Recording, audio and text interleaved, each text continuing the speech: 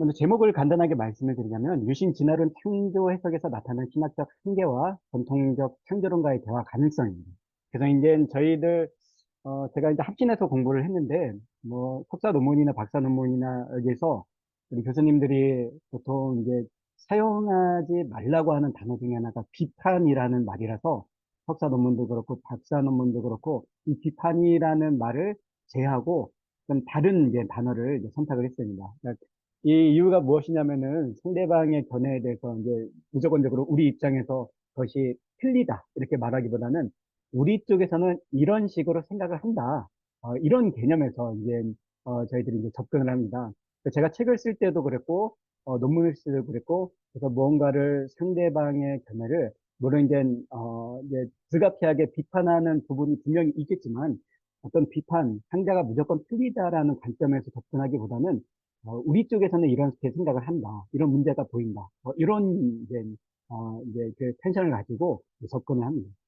그래서 오늘 이제 주제도 그들의 한계가 무엇인지를 제가 가지고 있는 어떤 그 개혁신학적 측면에서 이제 비평을 좀 해보려고 하고 책이 나온 이후에 이제 유신진화론자들의 이제 반응과 실제로 이제 어떤 대화가 이루어졌나 이런 부분들을 여러분들과 좀 나누도록 하겠습니다. 물론 이제 학적으로 접근을 하는 부분이 이제 있겠지만, 그래도 제가 이제 목사이고, 또 어떤 목회적 측면에서 고민하면서 글을 쓰고 또 강의를 진행하기 때문에, 목회적인 관점에서 좀 진행을 한다고 여러분들이 좀 생각을 하시면 될 것 같습니다. 앞서서 이제 우리 잘 설명해 주셨듯이, 저는 이제 대전에서, 한밭대학교, 공학을 전공했습니다. 대학교 학부 때는 공학을 전공했고, 총신대학교에서 MBB, 그리고 이제 합신해서 PHM과 PhD를 전공을 했습니다. 그리고 지금 한국 기독교 이단 학회의 이사로 지금 이제 있습니다. 그리고 이제 올해 초에 유신진화론과의 대화, 책을 쓰므로 인해서 좋은 기회를 주셔서 책을 쓰므로 인해서 많은 분들과 또 이제 대화할 수 있는 기회가 생겼습니다. 근데 오늘 강의는 총 이제 네 가지로 이제 접근을 하려고 합니다. 첫째, 이제 유신 진화론 이슈. 현재 우리 한국교회에서 이 유신 진화론에 대한 이제 이슈가 이제 어떤 부분에서 이제 지금 생겼느냐, 그리고 어떻게 지금 진행되고 있느냐, 이 부분을 짧게 이제 나눠보고자 하고요. 그 다음에 이제 유신 진화론이 무엇이냐, 이 부분에 대해서 이제 좀 나눠보려고 합니다. 그리고 이제 유신 진화론이 가진 성경 신학적인 변증을 좀 해보려고 하고요. 마지막은 유신진화론에 대해서 그럼 어떻게 대응하는 것이 좋으냐, 또 어떤 관계를 가져가는 것이 좋겠느냐, 이 부분을 좀 짧게 나눠보도록 하겠습니다. 일단 시간이 많지 않기 때문에 강의를 쭉 진행하고 나서 마지막에 이제 좀 궁금하신 부분들을 우리가 질문을 통해서 좀 나눠보도록 하겠습니다. 먼저 이제 유신진화론 이슈에 대한 내용인데, 아무래도 이제 지금 현재 한국교회에서 가장 이슈가 되는 것은 이제 그 서울 신학교 안에서 이제 그 문제이죠. 이제 제가 이 교수님 성함을 이제 좀 가리려고 하다가 이미 이제 그 언론을 통해서 공개가 되었기 때문에 그냥 신문 자체를 좀 캡처를 했습니다. 우리 박영식 교수님이 이제 유신 진화론 관련된 이 논란으로 인해서 처음에 이제 학교로부터 징계를 받고 이제 최근에 이제 해임을 당한 이런 일이 있었습니다. 이게 올해 일어난 사건은 아니고요. 한 3년 정도 이제 학교 안에서 이제 이슈화가 되었고 또 서로 이제 논의를 했는데 마지막에 그것이 좀 잘 이렇게 하나가 되지 못해서 일치가 되지 못해서 마지막에는 이제 징계와 또 해임까지 가게 되었습니다. 근데 이제 박영식 교수님은 제가 사실은 개인적으로 알지 못하지만 이분이 논 어떤 아티클을 쭉 읽어봤을 때 그리고 이제 주장을 봤을 때 유신진화론을 적극적으로 지지하시는 분은 아니고 다만 이제 어떤 진화론에 대해서 우리가 이제 어느 정도는 받아들일 수 있다. 이 정도 이제 견해를 가지고 계십니다. 그 다음에 이제 이 일이 있고 나서 이제 복음주의 신학대학교 협회 13개 신학교 총장님들이 유신진화론이 성경과 배치된다라고 해서 성명서를 이제 냈어요. 여기 보면 이제 고신대학교, 나사렛대학교, 거신대학교 이렇게 쭉 해서 저희들이 이제 아는 이제 보수주의 혹은 어떤 복음주의 안에서 조금 더 보수적인 측면에 있는 대학교 총장님들이 유신진화론이 성경의 창조론과 부합하지 않는다 해서 받아들이지 못한다고 성명서를 냈습니다. 이 성명서를 낸 이유는 대기는 사실상 박용식 교수님을 해임되고 이것에 대해서 이제 같이 이제 힘을 실어주기 위한 이제 저희들이 이제 신학 계열 쪽에서 이제 자유주의 신학 계열 쪽에 있는 학교들이 그 성명서를 냈는데 그 안에 이제 그 조직 신학, 경북 조직 신학 뭐 이렇게 박사회, 교수회 뭐 이렇게 이제 성명서를 내가지고 이것에 대해서 지지하지 않는 측에서 이제 이것은 의견을 밝혀야겠다. 그래서 이제 성명서를 내는 이제 일이 있었습니다. 그런데 복음주의 조직신학회에서는 성명서를 내기보다는 연말에 이제 학회를 통해서 유신진화론 관련된 것들을 우리가 정리를 해보자 이렇게 지금 이제 의견을 모은 상태고요. 그럼 이제 이것을 봤을 때 중요한 거는 유신진화론이라는 것에 대해서 일부 성도님들이 잘 모를 수 있는데, 다른 건 몰라도 지금 이 문제가 이렇게 많은 학교들, 특히 신학교들이 관심을 갖고 또 이슈화하고 있다라는 것에 대해서 이제 교인들도 사실은 이제 알 필요가 있는 거죠. 우리가 지금 섬기고 있는 교회의 교역자들이 다니고 있는 학교, 또 다녀온 학교, 그들이 이제 이런 성명서를 냈다는 것은 이 이슈가 굉장히 중요하구나. 이렇게 이제 생각을 좀 하셨으면 좋겠고, 이 안에서 이 학교들이 성명서를 낼 때 이런 질문을 하신 분이 계셨어요. 총신대학교는 왜 없느냐?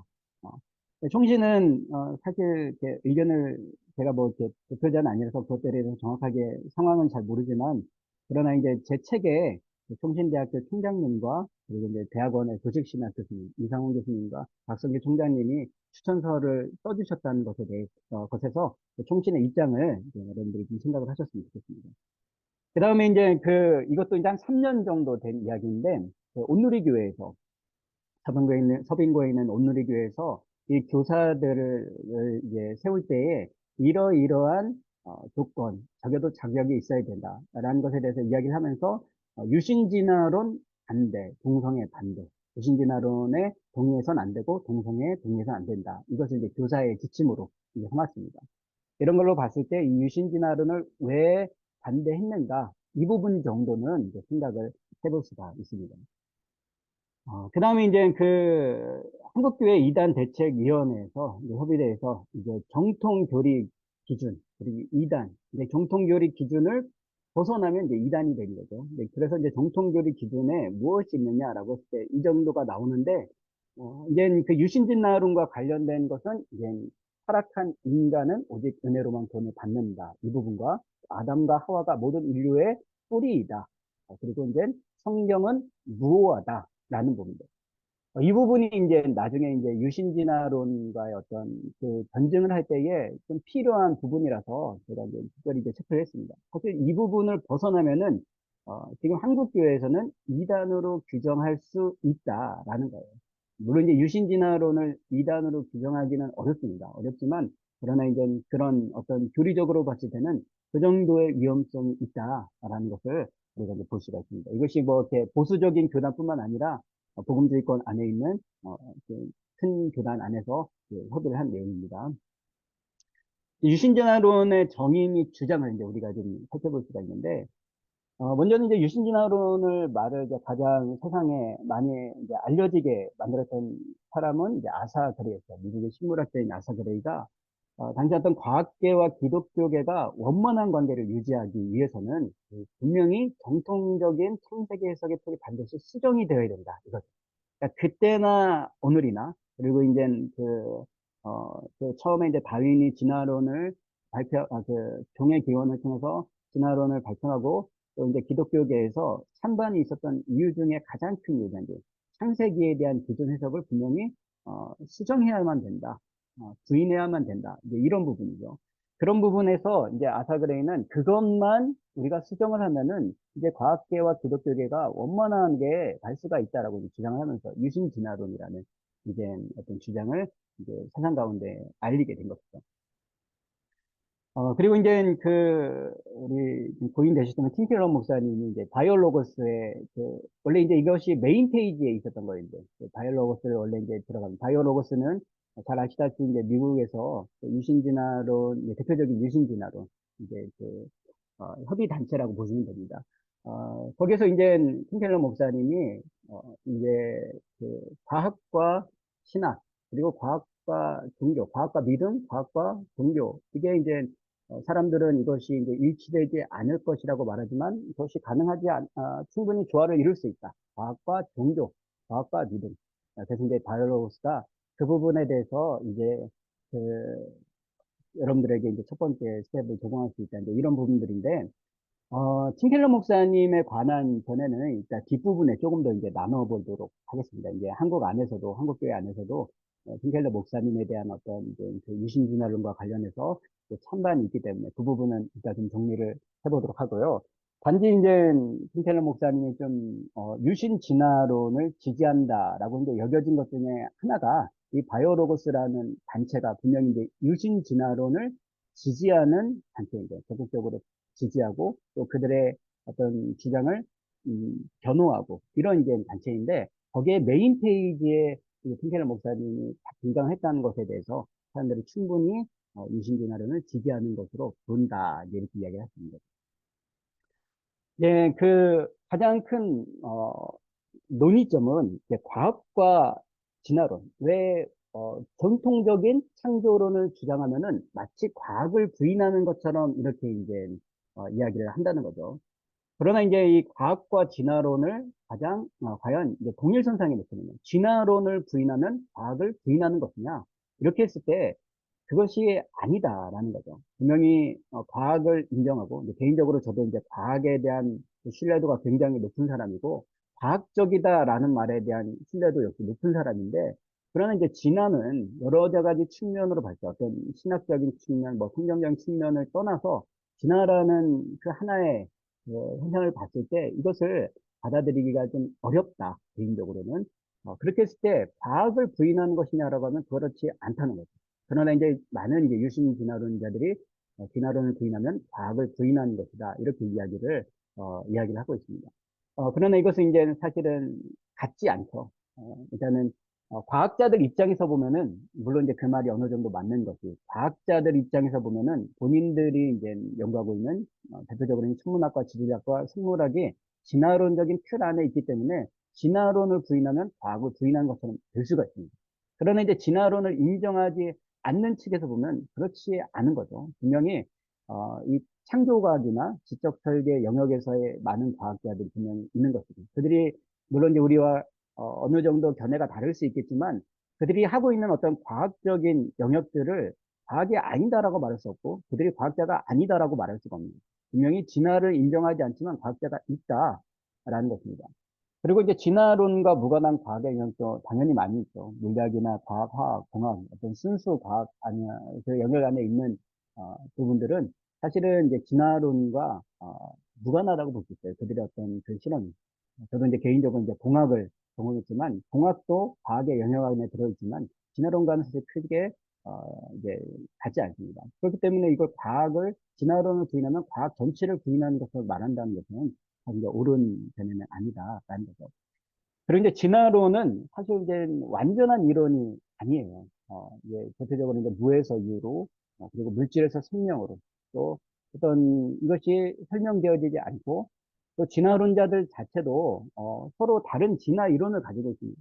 제가 처음에 책을 냈을 때 많은 과학자분들이 이것에 대해서 당신이 이제 진화를 아느냐, 과학을 아느냐 이렇게 이야기를 하는데 그분들조차도 서로 진화에 대한 개념이 다르고 다인의 진화론을 인정하는 분도 계시고 인정하지 않는 분도 계시고 또 어떤 진화라는 개념을 이전보다 더 나은, 더 이제 나은 방향으로 긍정적인 방향으로 이제 변한 것을 진화라고 보는 견해가 있고 그렇지 않다, 무작위적이다 이렇게 이제 보는 견해도 있고 그러니까 서로 이제 진화에 대한 개념도 다르다는 거죠.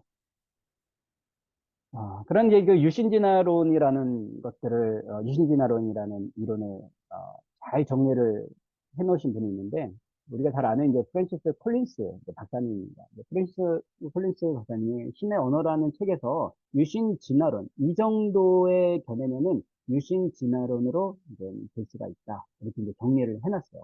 우주가 140억 년 전에 무로부터 창조되었다라는 것을 믿어야 되죠. 확률적으로는 대단히 희박해 보이지만 우주의 여러 특성은 생명이 존재하기에 정확하게 조율되어 있다라는 것. 여기 이제 조율이라는 말이 사실 이제 우리 코민스 박사님이 실수로 써놓은지 모르겠지만 사실 이 튜닝 아니, 튜닝이란 조율에 맞출, 콜린스 박사님이 조율이라는 말을 사용하는데, 그 유신진화론자들은 조율이라는 말을 사용하고, 지적 설계자들은 설계라는 이제 말을 사용해요.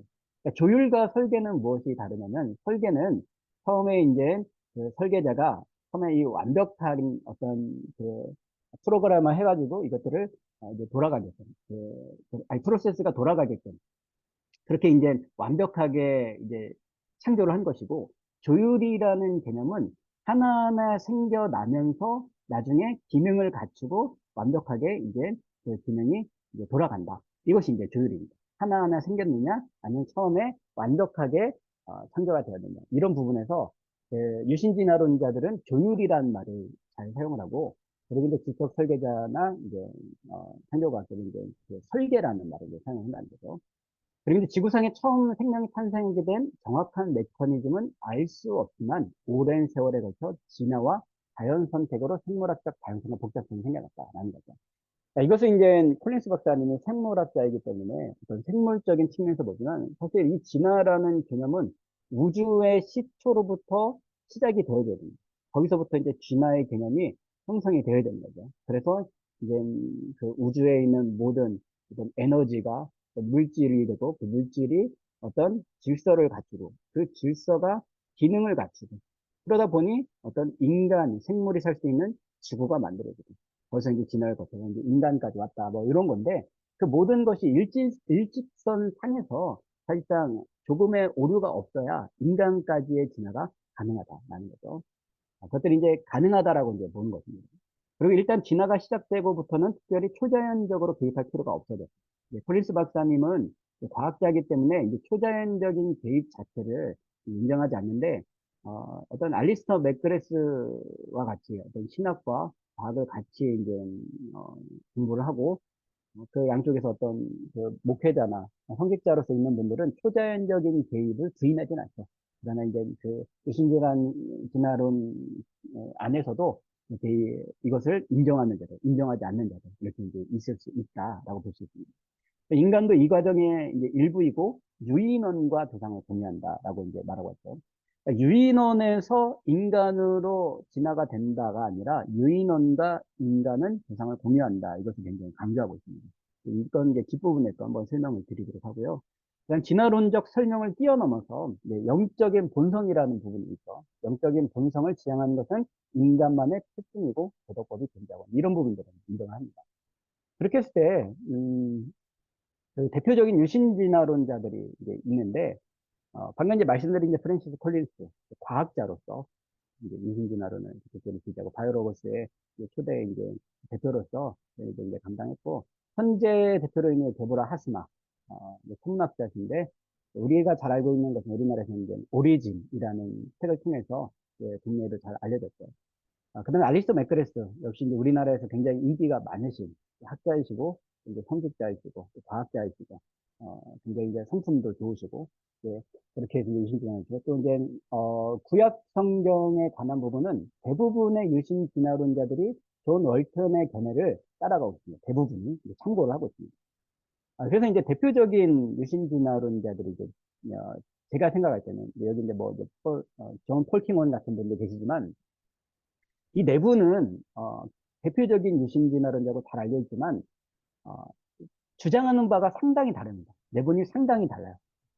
그래서 이제 콜린스는 앞서 봤듯이 어떤 초자연적인 것들을 아예 개입을 시키지 않고 어떤 과학적인 것들 그 토대 위에 과학적인 토대 위에 그 안에 어떤 하나님의 어, 개입 여부 이것을 통해서 어떤 진화된 세계를 완성하는 진화론을 완성한 거고 그 과학적으로 설명할 수 없는 부분들은 하나님이 하셨다라고 하면서 진화를 완성해버리는 콜린스 이제 그런 개념이고 맥그레스는 이제 상당히 좀 흥미로운 분인데 이제 분자생물학을 전공하다 보니까 당연히 어떤 좀 진화론적인 틀은 당연히 이제 인정을 하고 그러나 이제 신학적인 부분에서는 좀 보수적인 신학에 관심이 많아요.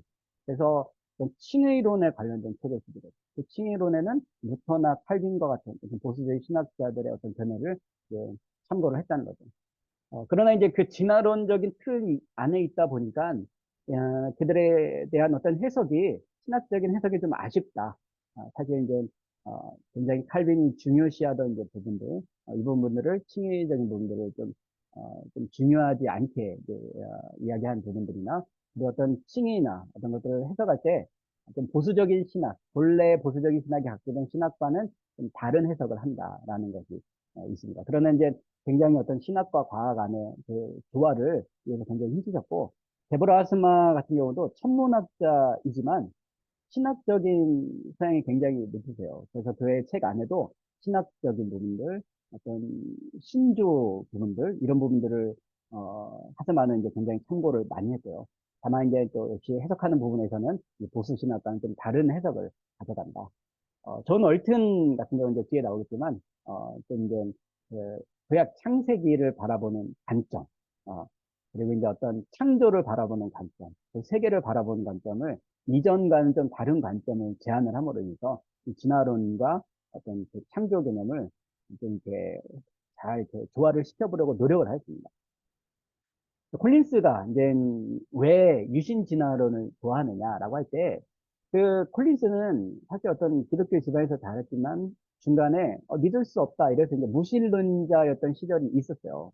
어, 그래서 이제 그러나 이제 나중에 정말 그 세계에 신이 없다라는 가정하에 행해진 어떤 과학과 철학 이제 이런 부분들에 대해서 회의감을 갖고 다시 기독교로 전향을 했는데 이때 이제 이런 거죠. 그러니까 과학자로서 무에서 유의 창조, 정확히 조율된 우주와 인간의 기원, 영적이며 도덕적인 부분들, 과학적으로 설명하지 못하는 부분들이 굉장히 늘 그가 과학자로서 이것이 어려움이었는데 이게 신이 존재, 하나님께서 하셨다. 우주를 생성하셨다. 지구가 어떤 생명의 살기에 완벽하게 주님께서 이것을 조율하셨다. 생물이 생기게 하셨다. 인간이 생겨야 하셨다. 이것이 하나님께서 하셨다라고 한다면 자신이 가지고 있던 과학적인 견해와 완벽하게 맞아 떨어진다는 거죠. 그래서 이 유신론과 진화론의 공존을 굉장히 만족스러워 했습니다. 예, 제 신의 언어라는 책 안에서 이렇게 이야기하는 거예요. 유신론적 진화라는 말에 만족했고, 오늘날까지도 이 입장에 무척 만족스럽다. 그러니까 우리나라에서 사실 이제 유신 진화론이라는 대한 그 유신 진화론과 어떤 전통적인 창조론 사이에 이 갈등이 너무 크고 우리나라에서는 어떤 그 서로 대화와 어떤 그 토론에 대한 이런 부분들이 조금 아직까지는 좀 굉장히 발전하지 못했다. 그래서 하나가 죽어야 이제 나머지가 이제 살아날 수 있다. 이런 마음으로 이제 서로 토론을 임하는데 그런 것이 아니라 일단은 그래서 이제 유신진화론 하면은 막 굉장히 악하고 이렇게 이제 접근을 하는데 그거보다는 일단은 이렇게 생각할 수도 있다라는 그런 관점에서 일단은 봐야 됩니다. 이분들이 신앙이 없는 게 아니라 일단은 이런 관점에서 볼 수 있다. 그리고 이 부분을 만족스러워한다. 그러니까 오늘날 우리나라 한국교회에서는 유신진화론이라는 말이 너무나도 이제 약간 이단성 있게 이제 이야기하다 보니까 본인 스스로도 내가 유신진화론을 인정함에도 불구하고 나는 유신진화론자가 아니다라고 이제 말하기 한다는 거죠. 콜린스는 이 부분에 대해서 만족스러워했다 이 말이. 데보라스만은 이제 옳은 말을 했어. 어떤 말이냐면 자연 세계를 연구하는 기독교인들의 올바른 역할은 하나님이 창조하신 자연적 메커니즘을 연구하는 것이다. 이것은 사실은 보수적인 신학, 전통적인 입장에서도 동일합니다. 당연히 이 하나님께서 주신 이 일반 은총적인 이 자연을 통해서 일반천을 통해서 하나님의 광대하심과 주님의 능력과 지혜를 우리가 볼 수 있다라는 거죠. 이것은 이제 동의하는 부분이에요. 다만 이제 둘 다 성경과 어떤 자연이라는 뭐 두 가지 책, 뭐 이것들을 볼 때 정통적인 입장에서는 이 성경을 중심으로 과학을 보는 것이고 유신진화론자들의 이제 상당 부분은 이 과학을 중심으로 성경을 해석한다는 거예요. 이게 아니라고 말하지만 사실상 이 과학과 배치되는 기존의 성경 해석을 바꾸라는 거예요. 그러니까 기존에 있던 성경 해석을 가져가는 정통적인 입장에서는 이게 문제가 없는데 이것을 바꿔야 된다. 과학적이지 않다. 이제 그런 부분입니다. 거기에서 이제 이분이 이제 주장하는 이 내용은 분명히 100% 동의하는 내용인데 그러나 이제 이것에 대한 그 해석이 좀 다르다라는 거죠. 존 폴 기공 같은 경우도 이제 과학 없는 종교는 제한적이고 종교 없는 과학은 불완전하다라고 이제 이야기를 합니다. 뭐 불완전까지는 아니지만 분명히 과학이 주는 이점은 굉장히 큽니다. 과학이 주는 이점. 이 과학을 통해서 우리가 하나님을 이해하고 또 심지어는 이제 성경을 이해하는 데도 굉장히 도움이 된다. 과학이. 이런 부분들을 이제 분명히 인정을 해야 된다. 아까 전에 말씀드린 이제 존 월튼 같은 경우는 이제 대부분의 유신 진화론자들이 성경 해석, 특별히 구약 성경에 있어서 이 존 월튼의 해석을 굉장히 많이 참고를 해요. 근데 이제 특이한 점이 뭐냐면은 일단 대부분 이제 고대 근동의 우주론을 반영한다. 창세기 입장. 그러니까 이제 정통적인 입장에서는 이 모세에게 하나님께서 계시를 주셔서 창세 때에 일어난 일들을 보여주셨다. 사실상 모세도 이것이 무엇인지 정확히 몰랐어요. 하나님께서 이것을 보여주신 것을 그가 말하는데 그가 본 것을 말하는 거죠. 그렇기 때문에 분명히 이제 모세가 생각할 때 이것을 말할 때에 자신의 시대적인 언어로 말을 했다는 것은 분명한 거고 또 우리가 성경 해석할 때에 창세기나 어떤 부분을 해석할 때에 그 모든 성경이 그렇죠. 성경을 해석할 때에 당시 이 저자가 이것을 쓸 당시에 그 사회 문화적인 배경, 역사적인 배경 혹은 어떤 유대인이면은 유대인들의 가지고 있던 특징 이것들을 알아야지 성경을 온전히 해석을 할 수 있는데, 근데 여기서 이제 좀 너무 벗어났다는 거죠. 성경이 그러한 것들을 참고한다가 아니라 그런 것들, 고대의 우주론, 문화적인, 사회적인, 역사적인 이것을 묶어서 성경을 만들었다. 성경의 내용. 이거는 이제 전혀 다른 차원의 내용입니다. 그러니까 성경이 어디서 나왔느냐? 하나님의 온전한 계시를 통해서 성경의 내용이 나왔느냐? 아니면은 당시에 있던 사회문화적인 또 당시 문헌들을 묶어서 성경을 만들어내느냐? 이건 이제 굉장히 이제 다른 측면의 내용이라는 거죠. 근데 그 당시에 이제 내용들은 모세가 태초에 일어났던 일들을 계시를 통해 받은 것이 아니라 모세 시대에 있었던 내용들, 이 내용들을 가지고 이제 창세기를 쓴 것이다. 이것이 이제 고대 문화적인 개념이라는 부분이고, 이제 고대 근동에서 우주론 반영한 것 이런 측면에서 이야기하는 것이고, 또 창세기 1장에서의 창조, 이 발화라는 것을 상당히 이제 좀 특이하게 설명했는데 이게 사실 이제 진화론적인 관점에서 이제 이 창조를 이해하다 보니까 이런 말이 나옵니다. 기능적인 창조이다. 그러니까 하나님께서 창조를 하셨을 때 정통적인 입장은 하나님이 말씀하시니 그것이 있었더라 라거든요. 말씀을 통해서 하나님께서 창조를 이루셨을 때에 그 말씀과 동시에 존재하게 되었다. 이것이 정통적인 관점이라면 이 월튼의 관점은 하나님께서 창조하셨다라고 하는 것이 실제 당시에 그 말씀과 함께 창조가 된 것이 아니라 기능이 창조됩니다. 기능. 그러니까 하나님께서 창조하셨다라고 했을 때에 세상에 그때 무언가가 있었던 것은 아니에요. 아무것도 여전히 없어요. 여전히 없지만 그러나 이제 앞으로 진화될 가능성, 그 기능, 이 진화의 기능을 가진 그러한 우주가 창조되었다라는 거죠. 그러니까 진화론을 이제 창조 개념에 함께 이제 혼합하다 보니 이제 이런 기능적 창조라는 실제 창조가 아니라 그러한 기능을 담은 우주가 창조됐다. 이렇게 됩니다. 그래서 이제 그 기능을 담은 우주를 창조하시기 때문에 그 우주는 이제 스스로 그 기능, 하나님께서 처음에 부여하셨던 그 기능을 통해서 진화로서 지금까지 왔다라는 거죠. 그리고 이제 전체적인 우주를 성전의 개념으로 이해를 합니다. 이제 물론 이제 유대인의 관점 안에서도 이런 부분이 있고, 물론 이제 이런 여러 가지 주장들은 기존에 있었는데 그런 부분들이 우주를 성전으로 보는 개념, 또 에덴을 그 성소로 보는 개념, 이제 이런 개념으로 이제 되는 거죠. 이제 우리나라에서는 이제 팀 켈러 목사님의 이제 견해가 무엇이냐라는 것에서 개인적으로 제가 이제 유신진화론을 지지하는 측에 넣었어요. 네, 우리 팀켈러 목사님. 팀켈러 목사님 스스로가 그것을 말씀하신 것이 아니라, 네, 제가 유신진화론의 기준을 세울 때는 유신진화론이라는 기준은 무엇이냐면 하나님께서 진화를 통해서 창조하시고 그 세계를 섭리하여 나갔다. 이것이 이제 유신진화론의 가장 기본적인 개념. 진화를 통해서. 그러니까 분명히 진화라는 그런 방식을 인정한다면은 어떻게 말하든 간에 그거는 유신진화론에 속해 있는 거예요. 유신진화론. 왜냐하면은 유신진화론이 다른 것이 아니라 하나님께서 진화라는 방식을 사용하셨다는 것을 인정하는 겁니다. 그게 그냥 말 그대로 유신진화론이다. 진화도 인정하고 또 하나님도 인정합니다. 그래서 이제 유신진화론자가 아닌 무신진화론자라면 진화론 인정하는데 하나님은 인정하지 않는다. 일반적인 어떤 교과서에서 나오는 어떤 그 진화의 관점은 무신론적 진화론입니다. 교과서에서 신을 인정하지 않기 때문에 무신론적. 그러니까 그런 개념은 아니지만 그러나 하나님도 인정하고 진화도 인정하다면 그러면 유신 진화론의 계열에 들어간다. 전 그런 측면에서 이제 포함을 시켰지만 팀켈러 목사님 자신이 어떤 내가 유신진화론자이다. 대신 내가 유신진화론을 지지하다. 이렇게 말씀하신 적은 없어요. 저는 이제 그냥 분류상 그렇게 하는 거죠. 그렇게 했을 때, 제가 이제 바이오로그스의 담당자에게 이메일을 보내서 지금 한국에서 그 팀켈러 목사님의 견해를 가지고 이제 이 사람들이 이제 찬반이 있다.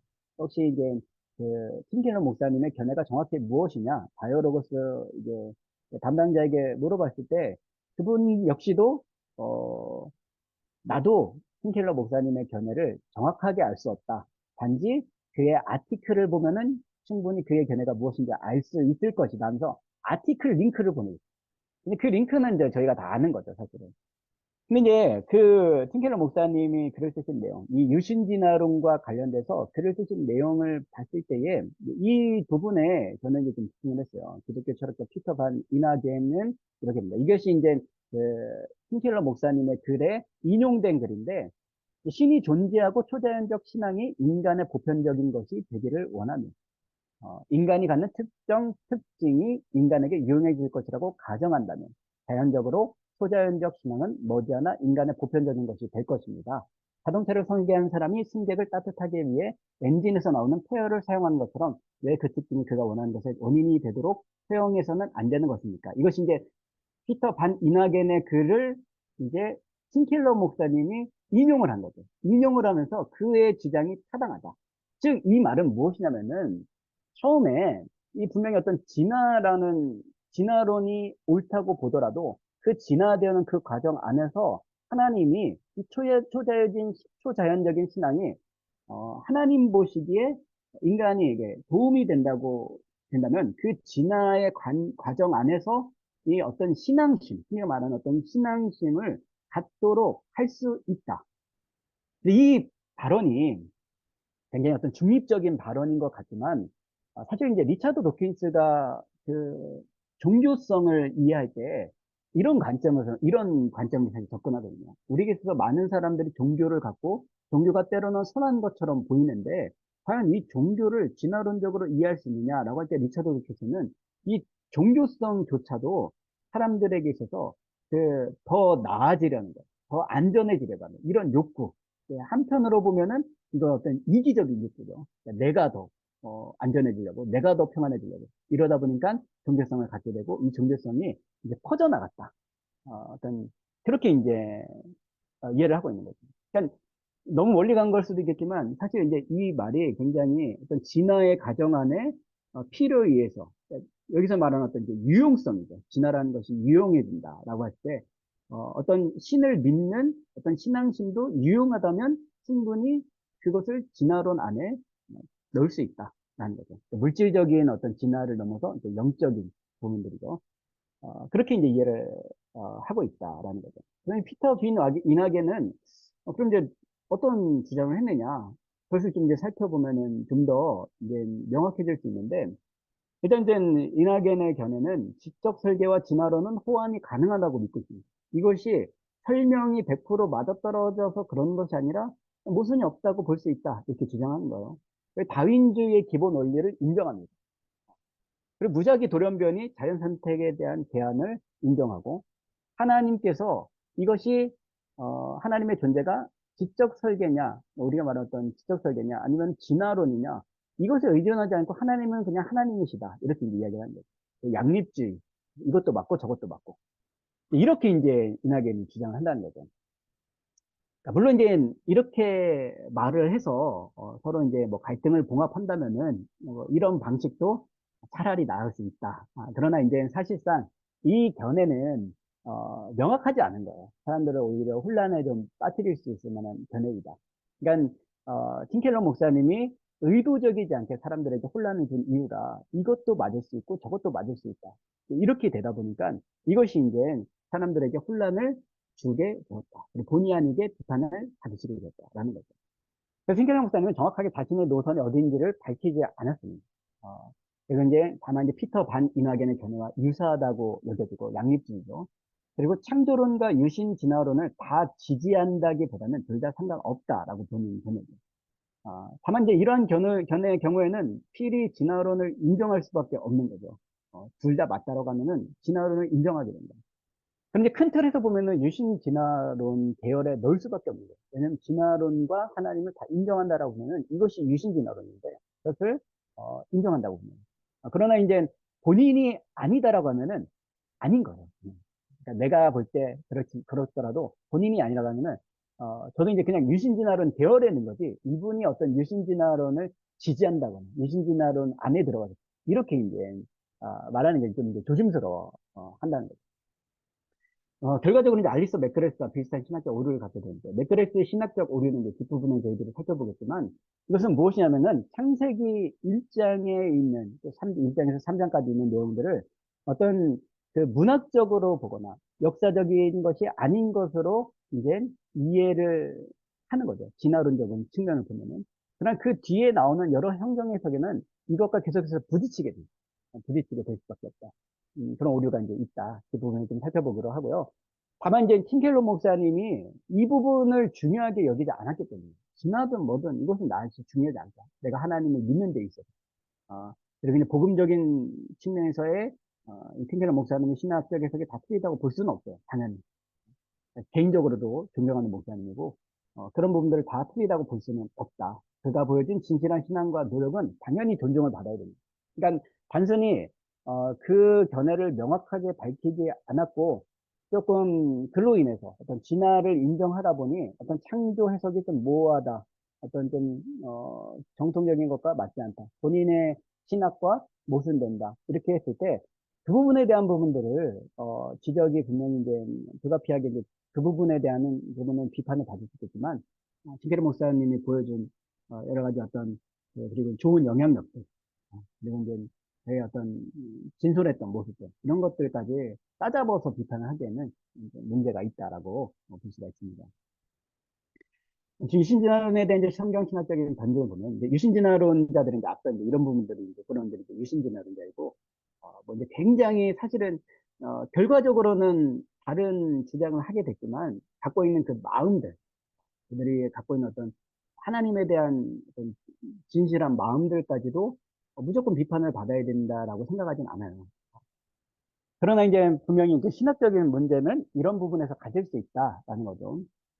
난 태초에 하나님이 천지를 창조하셨다라는 이 한 구절을 어떻게 이해하느냐에 따라서 이제 그 정통적 창조론자, 성경적인 창조론자들과 유신주의론자의 견해가 굉장히 상당히 다르다라는 거죠.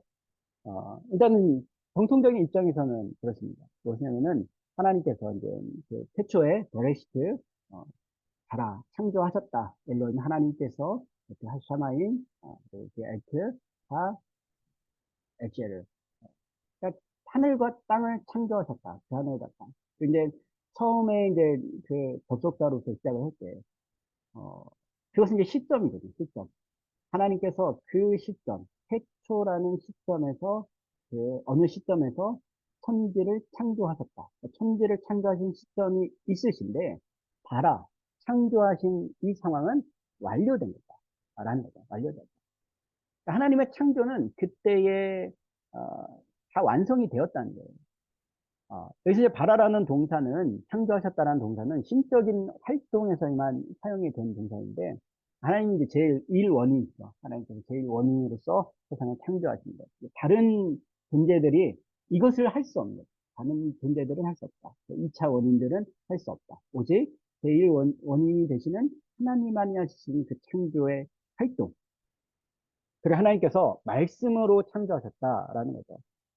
그러니까 유신진화론을 지지하는 분들이 이제 이런 주장을 해요. 하나님께서 창조를 하신 것은 맞지만 어떠한 방식으로 창조하셨는지에 대해서는 성경에 나오지 않는다라고 말을 해요. 그런데 성경에서는 무엇으로 창조를 하셨다고 말씀하시냐면 말씀으로 창조하셨다라는 거예요. 하나님께서 말씀하시자 그것이 존재하게 되었다라는 거예요. 말씀하시니 그대로 되었다. 그러니까 저희들이 창세기 입장에서 계속해서 보는 내용이 말씀하시니 그대로 되었더라 이거잖아요. 그러면 이 창조의 그런 방식은 무엇이냐면 하나님의 말씀이라는 거죠. 하나님의 말씀이 분명히 방식이다. 이것은 단순히 창세기에서만 나온 것이 아니라 제가 보여드렸듯이 시편에서 나온 것. 여호와의 말씀으로 하늘이 지음이 되었습니다. 뭐 다른 것이 필요한 것이 아니에요. 하나님께서 있으라 라고 하면은 있게 되는 거죠. 히브리서 11장 3절에서도 믿음으로 모든 세계가 하나님의 말씀으로 지어진 줄을 우리가 아나니 모든 세계가 하나님의 말씀으로 주님의 명령으로 지어졌다. 말씀으로라는 분명한 어떤 창조의 방식이 있다. 성경은 이것인 거죠.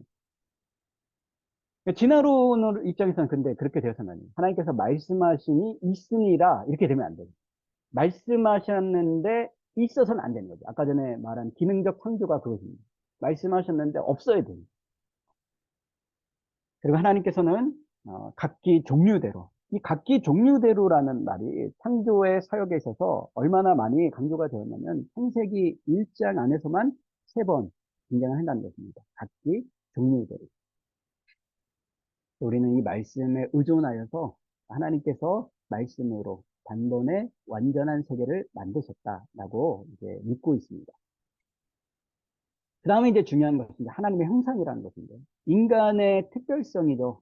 하나님의 형상이라는 것은.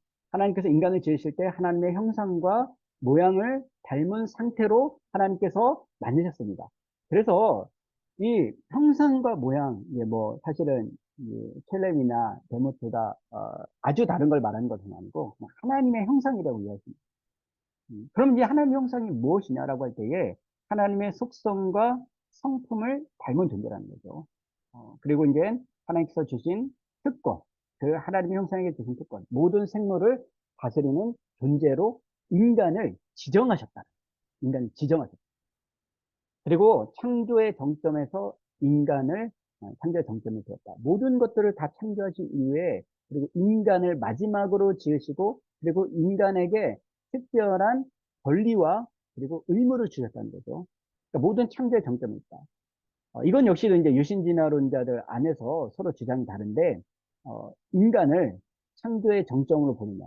알렉스 맥그레스 같은 경우는 뭐, 당연히 창조의 정점, 뭐, 복음주의권에 있는, 뭐, 복음주의권에 있는 어떤 보수적인, 신학자들, 그러니까 특히 이제 어떤 신학자들이나 목회자들 같은 경우는 거의 여기에서 벗어나기가 어려워요. 인간을 지었을 때, 하나의 속성을 성품 담고 창조의 정점이다. 근데 과학자 집단에서는 이것마저도 부인하는 분들이 있었어요. 하나님께서 인간을 창조의 정점에 놓은 것이 아니라 인간 역시도 여전히 진화되어가는 존재일 뿐이다. 이렇게 이제 주장하는 분이 계셨습니다. 항의를 하신 분들이 있었어요. 그 다음에 이제 창세기 1장에서는 이제 이 부분을 증언한다는 거죠. 1장 26절에서 하나님이 이르시되 우리의 형상을 따라 우리의 모양대로 우리가 사람을 만들고 그들로 바다의 물고기와 하늘의 새와 가축과 온 땅에 기는 모든 것을 다스리게 하자 하시고 라는 거예요. 그러니까 인간이 왜 이 땅에 있는 모든 생물들을 다스리고 있느냐라고 할 때에 이건 분명히 잘 생각해 보면은 굉장히 신기한 일이에요. 인간이라는 나약한 존재가 사실 굉장히 나약한 존재인데 그 존재가 이 세상을 다스리고 있다. 모든 동물을 다스리고 있다고 한다면 이건 굉장히 신기한 일이다. 근데 그 이유가 무엇이냐? 어떻게 인간이 그 피라미드 따를 때 가장 그 꼭대기에 올라가서 모든 세상을 다스리고 있느냐라고 할 때에 그것에 대한 답이 창세기 1장에 나와 있다는 거죠. 그리고 하나님이 자기 형상 곧 하나님의 형상대로 사람을 창조하시되 남자와 여자를 창조하셨다. 라는 부분도 분명히 성경에 나와 있고요. 하나님 그들에게 복을 주시며 하나님이 그들에게 이르시되 생육하고 번성하여 땅에 충만하라. 땅을 정복하라. 모든 생물을 다스리라 하셨다라는 거죠. 그러니까 이 내용이 사실 이 내용이 정통적인 관점에서 보면은 하나님께서 이러한 일을 창세 때에 이루셨다라는 역사로 받아들여집니다. 역사로. 그러니까 우리는 이것을 역사로 인식하지 않더라도 이런 일이 있었구나. 이렇게 받아들인다는 거죠. 그러나 이제 유신 진화론자들은 이것을 역사로 받아들이지 않고 문학으로 받아들이겠다. 문학으로. 이렇게 이제 어떤 비유로. 이렇게 된 거죠. 1장, 2장, 그나 3장까지 그런 이제, 해석적인 관점의 차이가 있다라는 거죠. 그런데 과연 인간은 가장 뛰어난 동물인가? 어떤 진화론적인 측면에서 봤을 때에 과연 인간은 가장 뛰어난 동물인가 하면 이런 거예요. 개가 이 어떤 후각이 발전해서 인간의 1만 배의 후각을 가지고 있다. 매가, 하늘 나는 매가 인간의 5배의 시각을 가지고 있다. 그러니까 굉장히 시력이 좋다는 거죠. 고릴라의 근력은 인간의 8배이다. 이런 걸 봤을 때, 이건 이제 제가 이제 과학을 전공하지는 아니한, 뭐, 과학을 전공하지 않은 입장에서 봤을 때는 이런 의문이 생긴다는 겁니다. 과연 인간이 가장 진화된 존재라고 봤을 때 그 진화의 어떤 진화되었다라는 것에 대한 기준이 무엇이냐 이런 것이고 어, 그런 걸로 봤을 때 인간이 결코 뛰어나지 않는데 모든 능력에서 모든 동물들 위에 있지 않은데 이것이 어떤 진화의 과정을 거쳐서 들고 왔다면 적어도 유인원이 가지고 있는 모든 장점보다 더 위에 있어야 되는 것이 맞는 것일 텐데 그렇지 않다. 인간은 제가 볼 때 굉장히 약해요.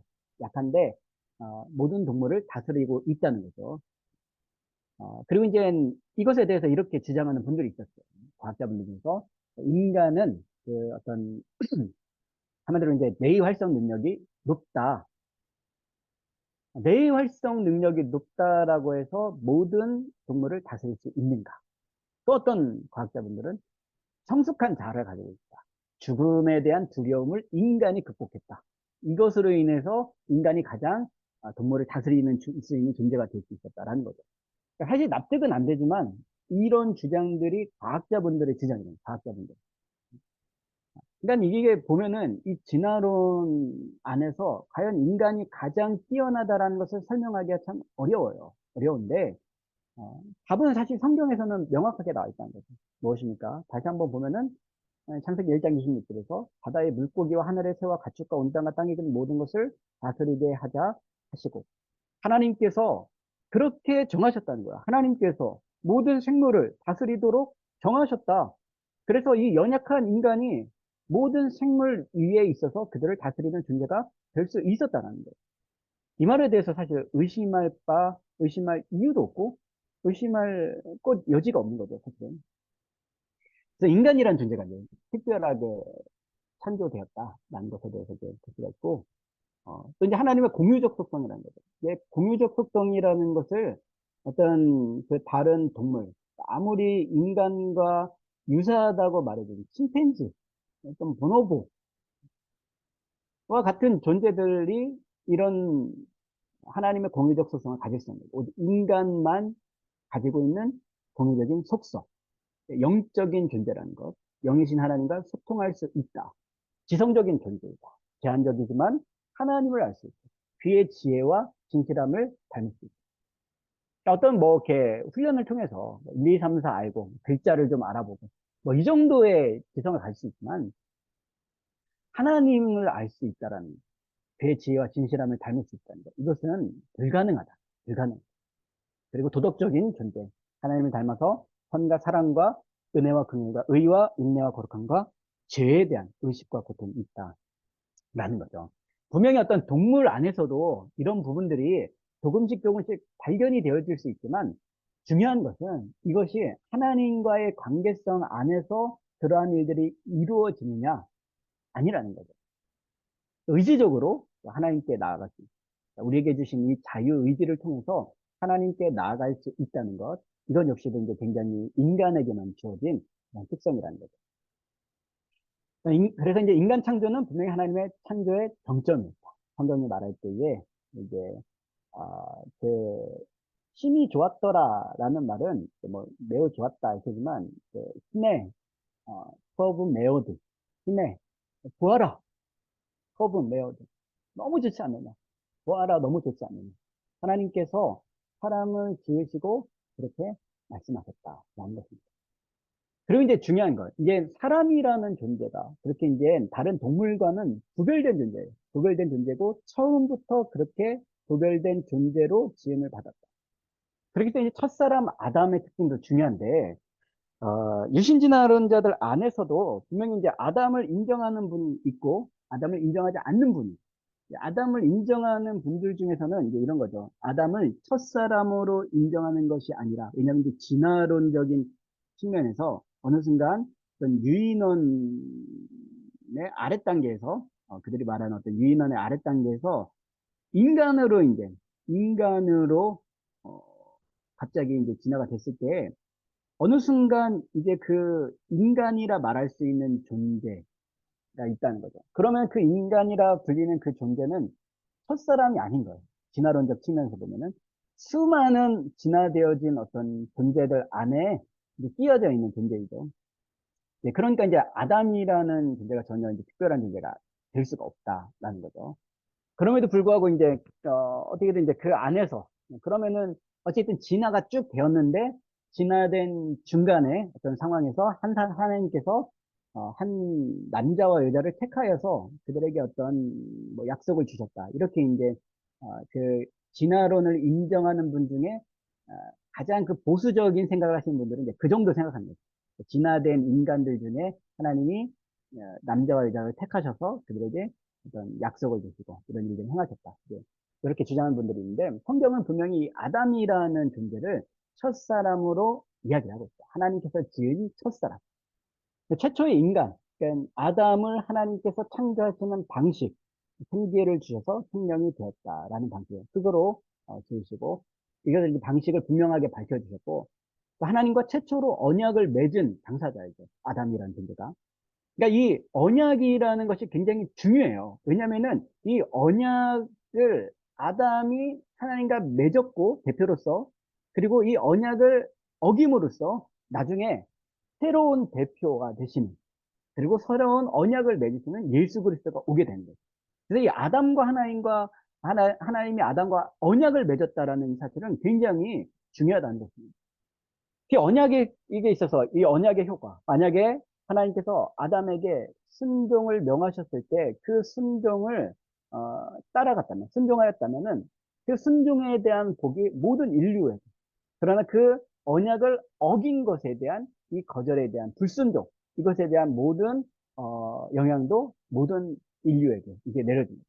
이것이 이제 언약을 내리실 때 하나님께서 아담에게 그 언약을 맺으실 때의 효과죠. 그 다음에 신약에서 아담은 예수 그리스도와 병렬을 이룹니다. 로마서 5장과 고린도서 15장이 대표적인데 그 예수님이 분명히 역사적인 인물이고 중요한 사명을 가지고 이 땅에 오셨는데 그와 병렬을 이룬 아담은 이러하고 예수는 그러하다. 이렇게 병렬을 이룬 아담이라는 존재가 모호한 존재랍니다. 그리고 어떤 더 나아가서 비유적인 것, 상징적인 존재라면 이 병렬이 굉장히 부자연스럽다라는 거죠. 예수님의 족보에도 그리고 아담의 이름이 등장을 하고 역사적인 인물로 아담은 분명히 증언이 됩니다. 그러니까 아담이라는 인물은 분명히 있었고 최초의 인간이고 하나님과 언약을 맺은 사람이다. 이것이 전체적인 신구약 성경을 해석함에 있어서 굉장히 중요한 의미가 있다는 거죠. 창세기 2장에서 흙으로 사람을 지으시고 생기를 그 코에 불어넣으시니 사람이 생명이 되었다. 이렇게 이제 말하고 있죠. 그다음 여호와 하나님이 그 사람에게 명하여 이르시되 선악을 알게 하는 나무의 열매는 먹지 말라. 내가 먹는 날에는 반드시 죽으리라. 이것이 언약이라는 거예요. 언약. 창세기 2장 17절은 언약의 형식입니다. 만일 무엇하면 무엇하리라라는 그 명령. 그래서 우리는 이것을 이제 행위 언약이라고 말하잖아요. 행위 언약. 아담이 이 하나님이 주신 언약을 지킬 수 있는 상태에서 그의 행위를 통해 순종의 행위를 통해 하나님께서 언약의 결과를 주시겠다. 그것이 이제 행위 언약이고 그 이후에 아담이 죄를 지은 이후에 맺는 모든 언약들은 사실상 인간이 그 언약을 완성할 수 있는 능력이 되지 않기 때문에 그것은 전적인 하나님의 은혜로 맺어집니다. 어떤 인간의 행위를 요구는 하시지만 이 하나님께서 기대하시지 않는 그래서 이제 철저한 은혜로 그 언약을 이루어 가시는 은혜 언약으로 나머지 언약들은 보고 있습니다. 그래서 이제 호세아 6장 7절에서는 그들은 아담처럼 베리트를 어겼다. 언약이라는 말을 분명히 호세아 6장 7절에서는 아담과 그 언약이라는 말을 연결을 시키고 있어요. 그리고 이제 그 아담과 그리스도가 이렇게 대비되는 것이 왜 중요하냐라고 했을 때에 이것은 이제 신앙 고백서에서 분명히 이 중요성을 말하고 있다는 거죠. 웨스트민스터 신앙 고백서에는 하나님께서 아담에게 행위 언약으로 율법을 주셨다라고 말하고 있어요. 웨스트민스터 신앙 고백서에서 이것으로 하나님께서 아담과 그의 모든 세계에 인격적으로 완전히 정확하게 영속적으로 순종해야 될 의무를 부과하셨다. 뭘 해라 라고 했을 때 아담은 그것을 지켜야 됐다. 그리고 율법을 성취하는 경우에는 생명을 주기로 약속하셨다. 깨뜨리는 경우에는 죽음을 당할 것을 경고하셨다. 여기서 이제 생명은 더 나은 영광으로 이제 우리 개혁하신하께서는 더 나은 영광으로 나간 영광스러운 그러니까 더 이상 죽음은 없는 거예요. 하나님께서 계속해서 유혹을 하시는 것이 아니라 그때에 주신 그 하나의 조건, 그 언약 조건이 있는 언약을 순종했을 때에 그 이후로 그들은 더 나은 영광으로 나아가게 될 것이다라고 이제 이해를 하고 있습니다. 그래서 웨스트민스터 신앙 고백서에는 이 아담의 행위를 언약으로 또 율법이라고 말합니다. 율법. 모세 시대의 율법이 덜컥 있는 것이 아니라 이미 하나님께서는 어떤 그의 백성들에게 법이라는 그런 제도를 주셨다는 거죠. 그리고 이제 웨스트민스터 데오리 온다에서는 22문에서 모든 인류가 그 첫 범죄에서 타락했느냐, 첫 범죄에서 타락했느냐, 이것도 이제 중요한 원리인데 언약은 인류 대표인 아담과 맺은 것이고 아담 자신만이 아니라 그의 후손도 위한 것이다. 라는 거죠.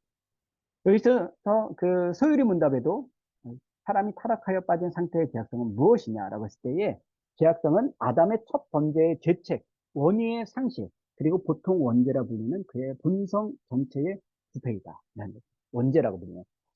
그래서 이제 그 원죄의 개념이 어디서 왔냐면, 죄의 시작이 우리에게 있어서는 어디서 왔느냐? 우리의 모든, 대부분의 그 신앙 고백서는 무엇이라고 말하냐면은, 아담의 죄로부터 왔다. 그러니까 아담이 하나님께 불순종한 것이 우리 인간이 지은 최초의 죄이다. 그 이전까지는 죄를 짓지 않는 상태.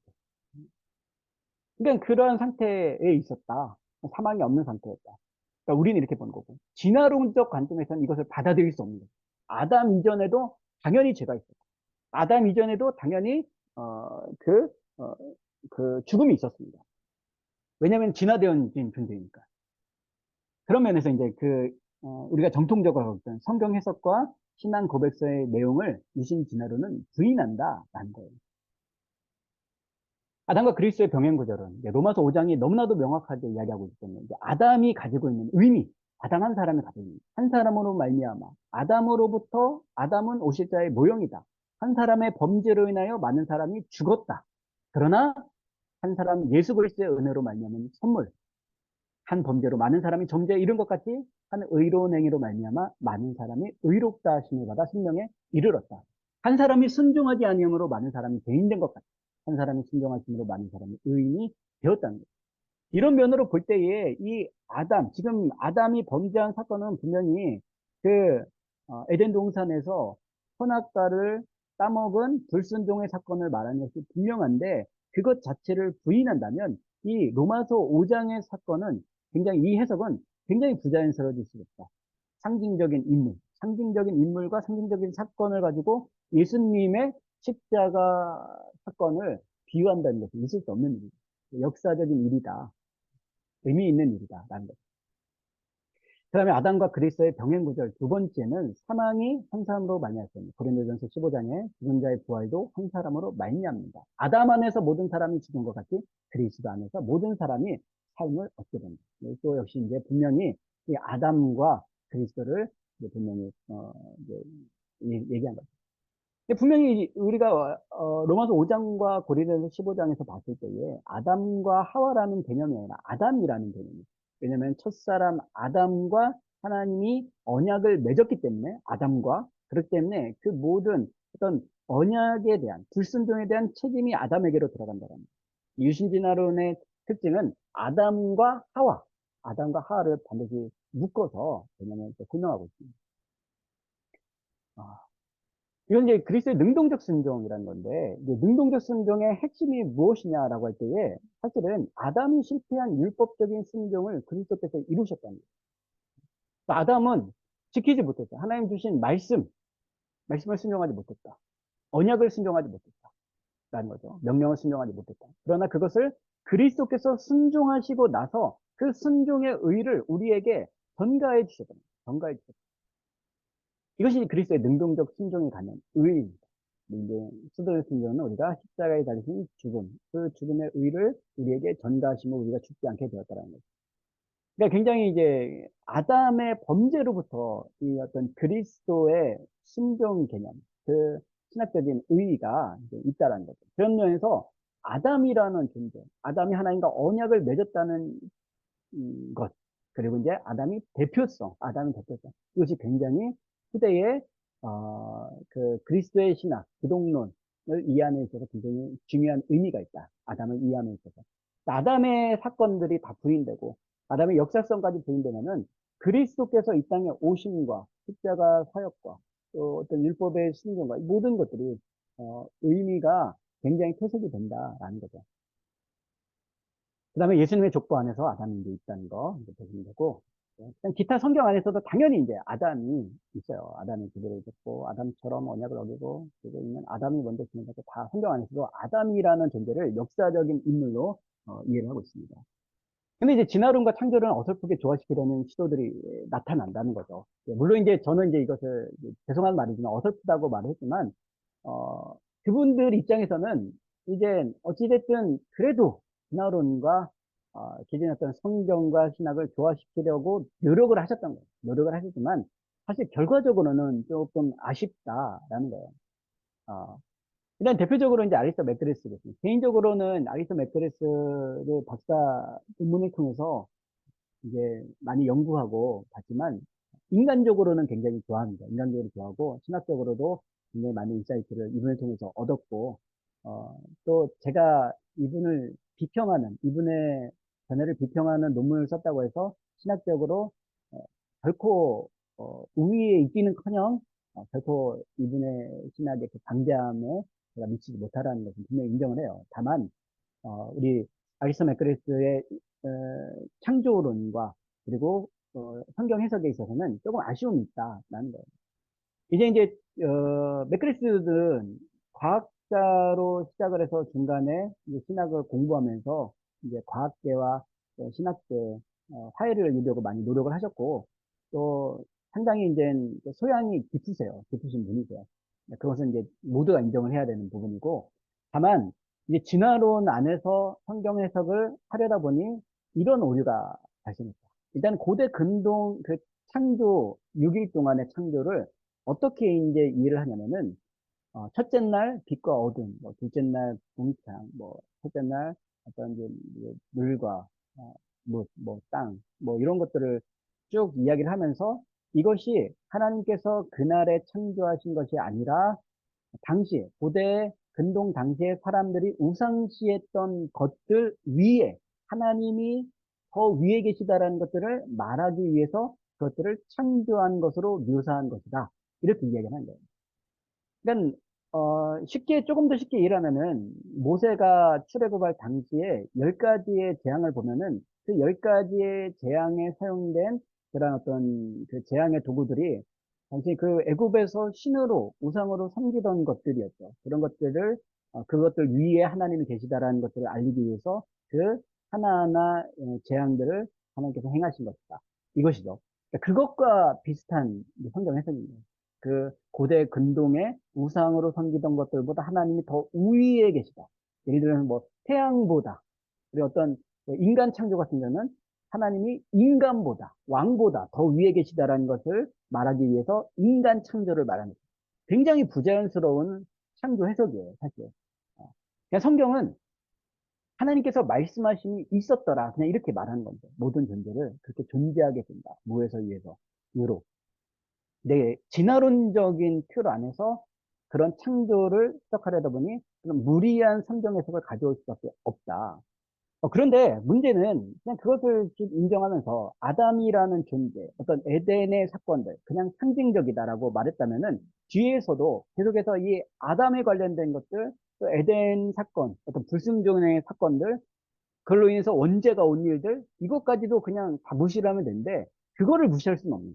앞에 있는 창조의 사건들은 때로는 비유이고, 당시 어떤 문학적인 표현이다, 이렇게 말해놓고, 역사적인 것으로 보지 않고 말하지만, 뒤에서 로마서 5장에 저희들이 아까 본 사건은 너무나도 명확하게 아담과 예수 그리스도를 비교하면서 아담의 역사성을 말하고 있기 때문에 또 아담을 통해서 원죄가 왔다는 것을 말하기 때문에 그 뒷부분은 정통적인 해석과 동일한 해석을 한다는 거죠.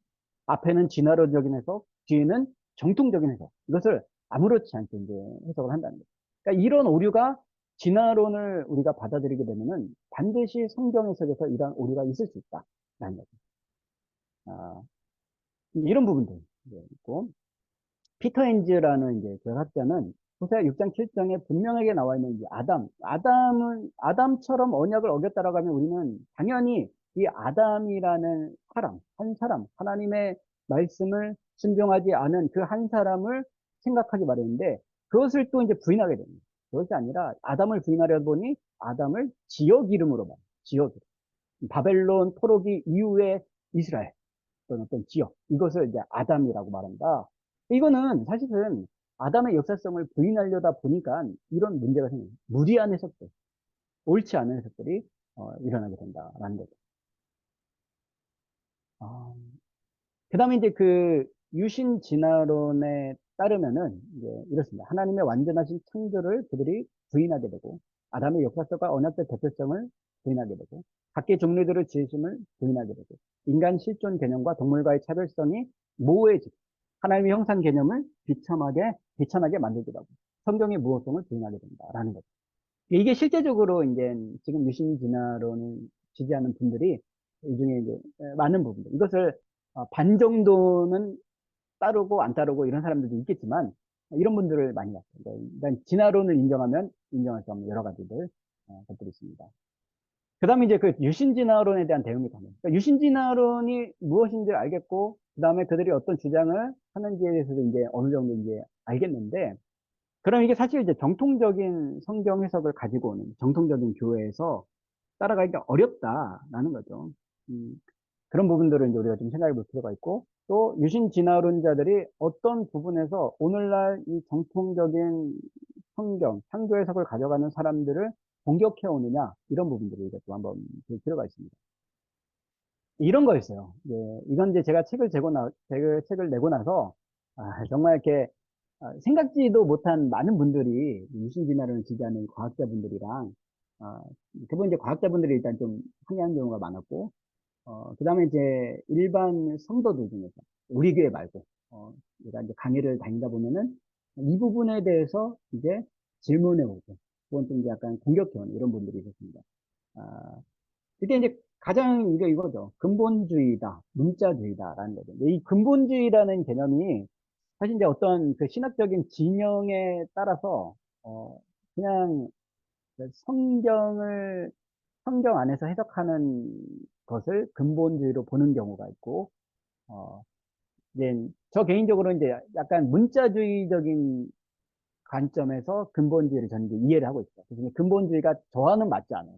왜냐면은 무조건 성경을 문자 그대로 보는 건 당연히 아니기 때문에, 성경 안에서, 어떤 그 역사적인 부분은 역사로 보는 거고, 문학적인 부분은 문학으로 보는 거고, 상징적인 건 상징으로 보는 거. 당연히 그런 거죠. 당연한 거죠. 그러나 이제 창조의 사건만큼은 내가 그 역사로 보겠다라는 거예요. 하나님께서 그날에 그렇게 말씀으로 우주를 창조하셨다는 것을 믿겠다라는 거죠. 근데 문자주의는 아닙니다. 그러니까 문자주의는 아니다. 성경에는 오류가 있다라고 이야기해요. 성경 비평적인 측면인데 이게 사실은 유신진화론을 대응하는 가장 큰 이유이죠. 그러니까 한 교회 안에서 한 부류는 성경이 오류가 없는 무한 하나님의 말씀으로 이해하고 있고 또 그 교회 안에서 한 부류는 오류가 있다라고 봅니다. 성경은 사람들이 당시의 어떤 사회문화적인 배경을 그리고 그 당시의 문헌을 바탕으로 쓴 책이기 때문에 오류가 있다라고 봅니다. 굉장히 이제 큰 차이란 말입니다. 근데 만약에 어떤 대부분은 이제 한국교회 정서상 대부분은 어떤 정통적인 그 창조론을 가지고 있는데 그 창조론을 가지고 있는 집단에서 단 한 명이라도 성경에 오류가 있다라고 강력하게 주장한 유신 진화론을 주장한 사람이 있다면은 이거는 굉장히 교회 안에서 어려움이 있어요.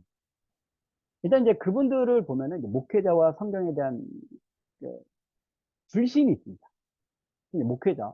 근데 대부분의 목회자들은 어, 하나님의 말씀, 성경을 통해서 창조를 보고 또 주님의 어떤 섭리를 보고 당연히 이제 많이 이제 원어를 공부를 하고 열심히 공부를 하는데 그 목회자가 만약에 진화론을 받아들이지 않는다라고 하면은 심지어는 목사라고 안 부르는 경우도 있어요. 목사라고 안 부르는 경우. 진화론을 내가 못 믿겠다는데 그런 경우가 있었고 어, 또 어떤 분은 성경에 오류가 있지 않느냐 오류를 계속해서 이제 말하는 거죠. 이게 어떤 우리나라의 어떤 유신 진화론을 가르치시는 어떤 그 공동체에서 이 부분을 많이 강조하시는 것 같아요. 그러니까 진화론을 인정하지 않는 목회자들이 한국 교회를 망치고 또 성경에는 오류가 이렇게 많다. 그러니까 오류에 대한 예들을 사실 그 오류에 대한 예 대부분은 그 어, 진짜 오류가 아니라 그 오류에 대한 주석을 보시면 돼요. 성경 주석을 보면 왜 그렇게 됐을까? 실제로 어떤 그 성경과 성경을 이렇게 사본을 남기는 과정 안에서 오류가 있는 경우도 있어요. 사본을 남기는 과정 안에서. 실제로 우리 성경 안에는. 그런 부분이 있으면 그거는 주석을 통해서 확인하셔야 됩니다. 성경에 오류가 있다가 아니라 왜 이렇게 표기가 돼 있을까? 어떤 기준으로 됐을까? A라는 기준이 다르고 B라는 기준이 다른데 동일한 사건을 A와 B가 기록했을 때 다르게 나올 수 있다는 거예요. 기준이 뭘까? 이런 부분들을 우리가 같이 연구해 가야지 이게 다르니까 오류가 있다. 이렇게 돼버리면 안 된다는 거죠. 근데 그 오류가 있다를 계속해서 보다 보면 괜찮대요. 만약에 나는 성경에 오류가 있는 것을 인정하지만 하나님을 믿고 성경을 내가 읽는 데는 아무 문제가 없다라고 한다면 그거는 사실은 사실이 아닌 게 제가 목사로서 만약에 이 본문은 이런 오류가 있습니다. 이렇게 말하고 설교를 한다고 하면은 이 오류가 있는 본문을 가지고 설교를 할 때 이것을 믿을 수 있겠느냐? 저는 못 믿겠어요. 저는. 그렇기 때문에 우리는 성경을 정확무한 하나님의 말씀으로 받아들이는 가운데 굳건한 믿음이 분명히 있을 수가 있고, 이런 부분. 계속해서 이제 그런 관점으로 성경을 보다면 성경에 대해서 불신할 수밖에 없어요. 그 다음에 이제 성경적 창조론을 믿는다. 그러니까 우리가 어린 시절부터, 첫째 날, 둘째 날, 여섯째 날, 주일학교 때부터 하나님께서 창조를 하시고 일곱째 날 안식하셨다. 이것을 이제 믿으면은, 이것은 세뇌이다. 이렇게 이제 보는 거예요. 근데 앞에 이제 성경에 오류가 있다. 우리가 이렇게 믿는 것은 어릴 때부터 우리의 어떤 종교심, 우리 어떤 신앙, 세뇌된 것이다. 이렇게 말하는 것은 안티크리스찬들이 기독교를 공격할 때 하는 그 방식이에요. 똑같은 방식입니다. 굉장히 주의하셔야 돼요. 유신진화론을 지지하시는 분들도 이걸 주의하셔야 되고 진화론을 받아들이지 않는 목회자는 어, 목회자가 아닌 거죠. 성경 굉장히 그렇게 말하는 것은 굉장히 그분의 신앙에 어려움이 줍니다. 또 진화론을 지지하지 않으면 창조과학을 지지하는 것으로 확정을 해버립니다. 이게 제가 최근 우리나라에서는 이제 과신대라는 이제 그 단체에서 떤 유신 진화론에 관련된 이제 그들이 말하는 어떤 유신 진화론 관련된 것들을 이제 계속 정보를 공유하는데 진화론적 창조론이라고 이야기를 하죠. 근데 마치 진화론을 지지하면 창조과학이다라고 이제 말하는 것을 그들의 발표 문서에서 봤어요. 최근에 가장 최근 거. 이거는 굉장히 잘못된 생각이에요. 진화론을 지지하지 않더라도 창조과학을 지지하는 건 아니에요. 대부분은 사실 창조과학에 관심이 없어요. 그러니까 진화를 지지하지 않는 사람들 대부분은. 어, 저는 이제 연구차, 이제 창조과학의 내용도 이제 잘 살펴봐요. 과신대의 내용도 종종 이제 모니터링을 하고. 근데 이것이 아니다. 근데 이것은 마치 진화론을 지지 않으면은 비이성적이고 반지성적이고 더 나아가서 반성적이고 반종교적이고 이렇게 이제 나가는 거죠. 이렇게 이제 계속해서 이미지를 주는 거죠. 그건 굉장히 옳은 방법이 아닙니다. 어떻게든 서로 어, 분명히 어떤 하나님을 믿고 그리스도 안에 있다고 믿는다면은 서로에 대한 어떤 노력들을 존중해 줄 거라고. 개인적으로 저는 이제 창조 과학의 과학자분들은 좋아해요. 그러나 이제 창조 과학이 지지한 어떤 펼치고 있는 신학적인 부분은 사실 제가 의존하지 않고, 제가 이제 신학을 전공하다 보니까 창조각에서 나온 신학을 의존하진 않고, 다만 어떤 과학적인 어드바이스, 어떤 그 진화론을 지지하지 않는 과학이기 때문에, 그러니까 그 전제로 하지 않는 과학이기 때문에, 때로는 이제 창조과학에서 과학적인 부분들을, 제가 과학자가 아니기 때문에 어드바이스를 이제 받고 있습니다. 제가 만난 창조 과학자분들은 사실 굉장히 대부분 겸손하시고 진실하셨어요. 네. 네, 그리고 이제 뭐 중학교 과학식이나 뭐 과학책을 볼 자격이 없고 이렇게 하면서 오히려 이제 과학에 대한 어떤 마음을 유신진화론자들이 굉장히 과학에 대한 흥미를 떨어뜨린다라는 거죠. 저도 과학을 굉장히 좋아했는데 이런 이야기를 듣다 보니까 이제 과학책을 보고 싶은 마음이 사실 한동안 없었어요. 오히려 그렇다. 차라리 이제 스티븐 제이 골드 같이 노마 서로의 어떤 교도권을 넘어가지 말자. 과학은 과학, 신학은 신학. 그런 거죠. 지금 이 진화론을 창조론 안에 들어오려다 보니까 내부적으로 이 정통적인 창조론, 성경적인 창조론을 지지하는 분들이 이거에 대해서 이제 당연히 반론을 제기할 수밖에 없는 겁니다. 이제 이런 거죠. 이제 아까 전에 말씀드린 그 유인원으로서의 지내던 것이 아니라 유인원과 조상을 보면 책 표지가 나왔을 때 굉장히 많은 분들이 이걸로 인해서 대표하시는 분들, 우리나라의 이제 유신전을 대표하시는 과학자분들이 이 표지에 대해서부터 굉장한 조롱을 했는데 이제 사실 이제 마지막 그 가장 첫 번째에 있는 이 캐릭터가 이제 문제가 된 거죠. 나머지는 좀 인간 비슷한데 이거는 원숭이가 아니야. 우리는 원숭이로부터 진화된 것이 아니다. 이제 이렇게 이야기를 했는데 사실 이제 이거죠. 인간과 유인원의 조상을 검색하면은 이게 나와요. 그냥 네이버에 치면은 뭐 구글에 쳐도 뭐 비슷한 게 나오는데 이런 게 나오는 거죠. 그러니까 제가 볼 때는 제가 어, 저처럼 이제 과학을 잘 모르는 사람이 볼 때는 이 유인원과 조상을 공유한다면 그 조상이 뭐냐?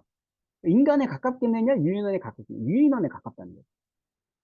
그냥 거기서 그냥 진화됐다고 하면은 뭐 되는데 사실 그것을 과학자들 안에서는 그냥 사용해도 그냥 그렇다 하는데 진화론을 인정하지 않는 사람이 이렇게 말하면 굉장히 예민하게 반응한다. 그리고 이제 아시다시피 어떤 유인원과 인간의 공통된 조상 뭐 이런 질문이 나오고 이런 좀 자료도 나오고 이럴 것이다. 인간과 유인원의 조상은 이건 이거 기사에 찾아보면 다 나와요. 그냥 구글에만 찾아보면은 다 나오고 이제 네이처에 이제 나왔던 그래서 그 긴팔 원숭이와 동일하진 않지만 이런 유형의 캐릭터일 것이다 이런 거예요. 이런 쭉 이런 것들 이게 이제 그냥 기사에 나오는 내용.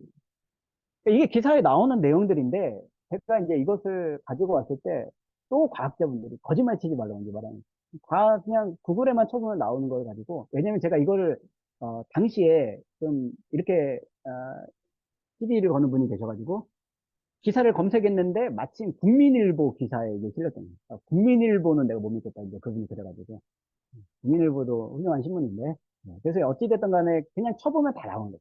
기본적인 겁니다. 그리고 또 하나가 이제 그것입니다. 현재 진화가 진행되고 있느냐라고 할 때, 지금도 진화가 진행되고 있다에 대한 그런 증거 자료로 고리종에 대해서 말씀하셨어요. 도롱뇽과 어떤 갈매기가 있다. 들고 들면은 이 도롱뇽 안에서도 서로 교배하지 않는, 갈매기 중에서도 서로 교배하지 않는, 그러니까 교배하지 못하는 이런 종이 같은 종 안에서도 있다. 교배하지 못하는 것은 진화의 증거이다. 이렇게 말했는데, 그럼 교배한다면, 다른 종인데 교배하는 거는 뭐냐? 이제, 역시 이제 저같은 이제 아마추어들은 다른 종인데, 사자와 호랑이가 교배가 가능하다면, 이거는 뭔가, 다른 종의 개념을 어떤, 이렇게 얘기했는데, 교배가 불가능한 거죠. 교배가 다른 종에게 교배를 한다. 여기 있는 거는 고래와 돌고래가 교배를 한다. 뭘까? 이런 거죠. 그러니까 이것은 사실 어떤 진화라는 개념을 지금 제가 볼 때는 좀 그들 스스로도 뭔가 좀 그 기준이 무너지고 있는 것 같은데 좀 더 나은 방향으로의 진화가 아니라 그냥 가지가 뻗어나가. 사실 이거는 그들이 말하는 어떤 진화주의, 무신론적 진화론자들 입장에서는 이게 맞아. 그냥 어떤 목적이 없어. 목적이 없다. 더 나아지는 것도 목적이 아니다. 사실은. 그게 진화가 되는 거예요. 그러니까 그런 부분인데 어떤 유신 진화론자들은 어떤 목적이 있어야 되거든요. 진화에는 목적이 있어요. 목적이 없다고 말하면은 또 유신 진화론자들 안에서도 굉장히 비판을 받아요. 자, 이런 부분들. 또 하나 이제 용에 대한 24시간으로 꼭 볼 용이라는 게 날이라는 개념인데 이 날, 첫째 날, 둘째 날, 날에 대한 개념을 꼭 24시간으로 볼 필요가 있느냐 이런 거죠. 그러니까 성경은 대부분 사실 용이라는 개념인데 아닌 경우도 있지만 대부분의 용의 개념은 날이에요. 일반적으로 날, 24시간. 그러니까 그냥 그렇게 쓰였어요. 그러니까 용을 나를 24시간으로 본다. 이제 여기 이제 24시간을 본다.